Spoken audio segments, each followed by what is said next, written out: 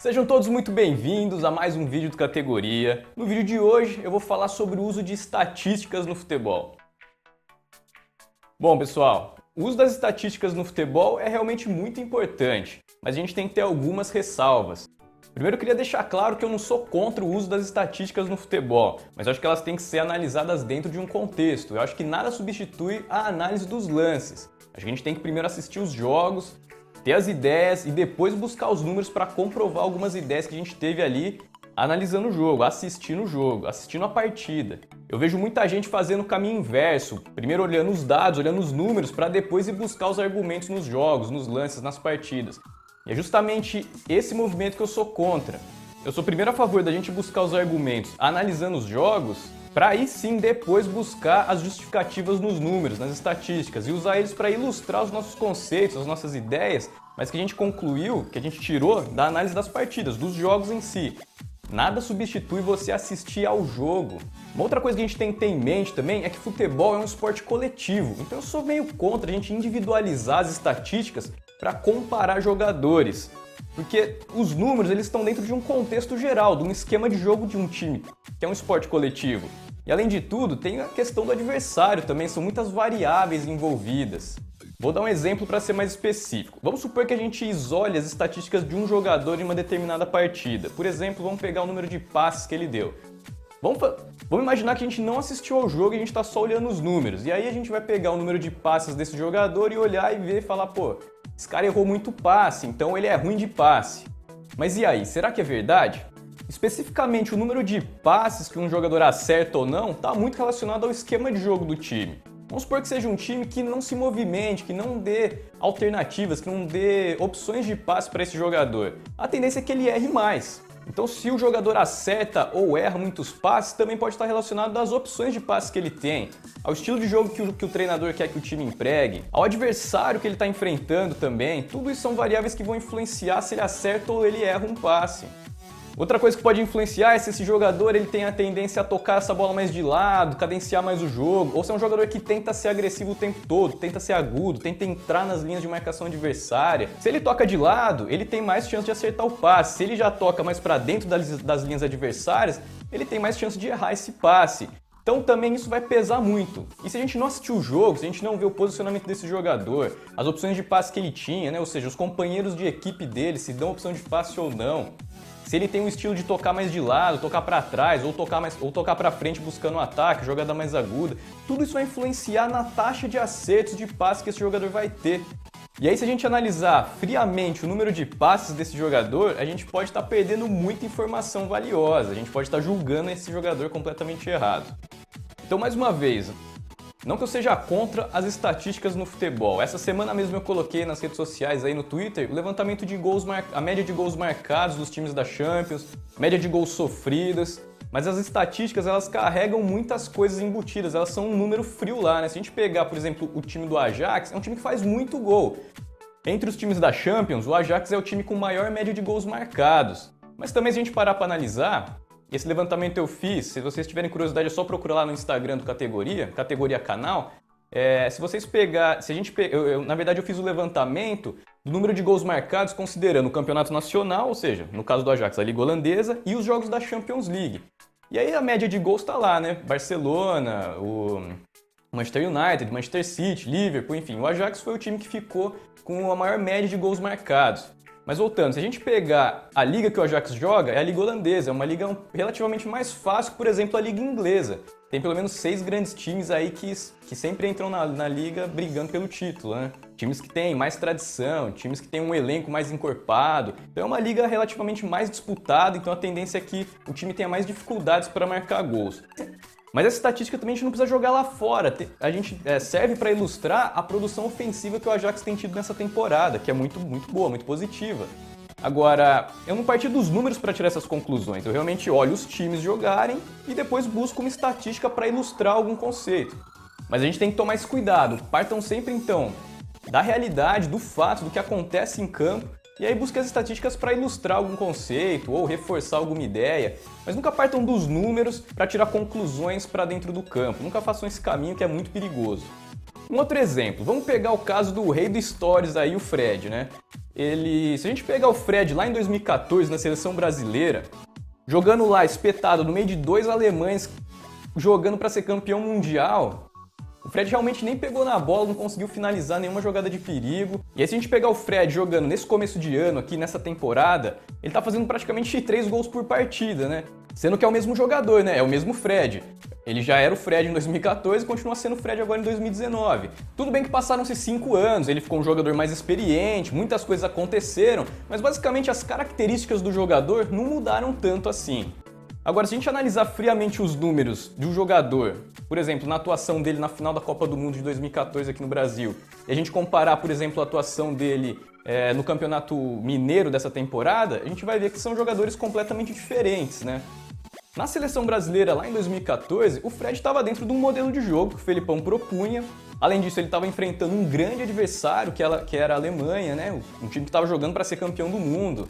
Naquela partida, o esquema de jogo do Brasil não funcionou. Para quem tiver curiosidade, tem essa análise aí do 7-1 aí no canal, então eu não vou perder tempo falando sobre isso, porque eu já falei. Mas para resumir, como todo mundo sabe, o time do Brasil foi muito mal e, consequentemente, a bola praticamente não chegava no Fred, né?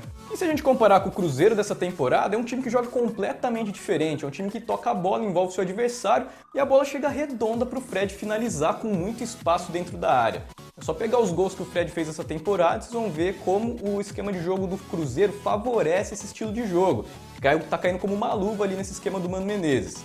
E aí, óbvio, se a gente comparar os números do Fred lá na Copa do Mundo com os números do Fred agora no Campeonato Mineiro, por mais que o jogador tenha evoluído, tenha ficado mais experiente, mas é só pra gente ilustrar aí a grosso modo como vocês não podem ficar presos apenas a números. A gente tem que olhar o contexto, tentar entender o jogador dentro de um panorama geral de uma partida, entender quem é o adversário, o estilo de jogo que o técnico exige daquele jogador.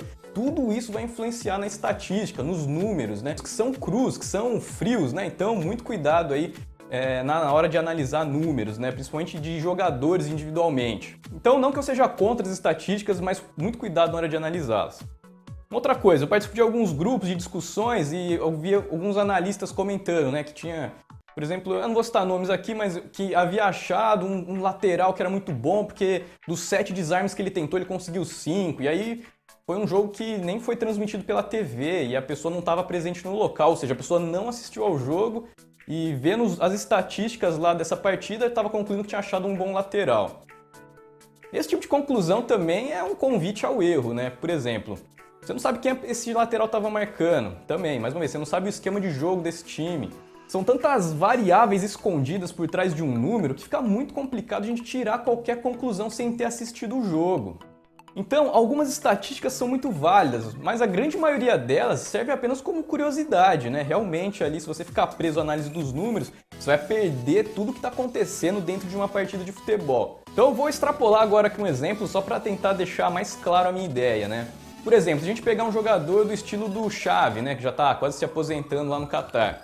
Mas é um jogador que faz a bola correr, né? Ele dá muitos lançamentos, passes, enfiadas de bola. É um jogador que joga para o time. Se a gente pegar o Xavi e colocar ele aí no meio campo de algum time amador da sua cidade, como é que será que vai ser o desempenho do Xavi? E aí, se a gente comparar os números do Xavi desempenhando a mesma função que ele tinha no Barcelona, se a gente comparar ele no auge do Barcelona com o desempenho que ele vai ter aí no time amador da sua cidade, vai ser o mesmo Xavi, o mesmo jogador, as mesmas características, o mesmo talento, a mesma categoria. Mas e os números? Vão ser parecidos ou vão ser diferentes? O jogador é apenas uma peça, ele está inserido num contexto. E o futebol é um esporte coletivo, a gente nunca pode perder isso de vista.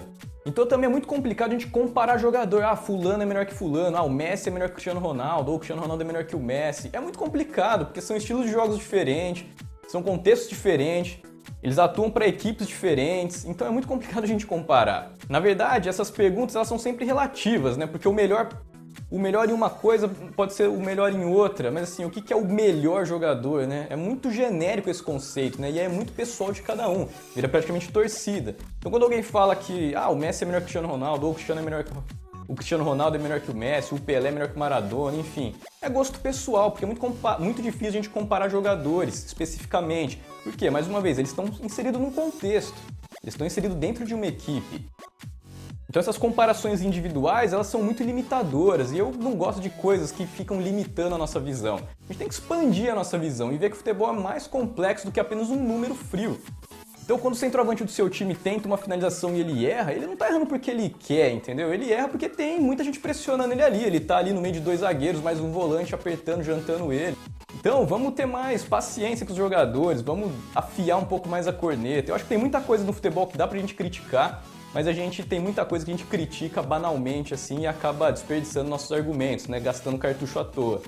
Bom, pessoal, esse foi só um vídeo rápido aí para falar o que eu acho das estatísticas. Na verdade, quando eu fiz a análise do Day 1, eu falei que eu não ia fazer uma análise estatística, ia fazer uma análise comportamental, porque eu considerava que as estatísticas elas escondiam muitas coisas. E aí eu recebi algumas mensagens de pessoas questionando, né, por que eu não usava estatísticas, se eu não gostava, algumas defendendo, algumas concordando comigo, e eu só queria explicar melhor, né? Na verdade, eu acho que as estatísticas são válidas, mas é óbvio que elas escondem muitas coisas e eu acho que a gente tem que ter muito cuidado na hora de olhar elas, né? E de novo, né? Nunca partam de um número frio para tentar concluir qualquer coisa sobre qualquer jogador ou sobre qualquer time. Eu acho que a conclusão do jogo, a conclusão do time, de um jogador, a gente tem que tirar analisando o time em campo, analisando o time em ação, o jogo. Pessoal, não deixem de assistir os jogos. Eu sei que é muito mais fácil a gente ligar a TV lá, ver um programa esportivo onde o cara vai mostrar os melhores lances e já dar uma opinião sobre o que está acontecendo em campo, mas muito cuidado, muitos deles ali nem assistiram ao jogo, né? E eles estão só puramente tendo impressões superficiais. Não deixem de assistir os jogos se vocês quiserem entender realmente o que está acontecendo em campo.